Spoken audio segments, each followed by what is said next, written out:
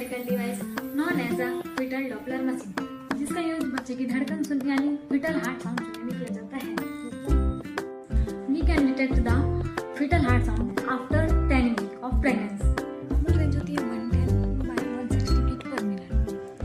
Eight less than 110 beat per minute में होता है 160 beat per minute. This can sign of fetal distress has a two part from connect by cord.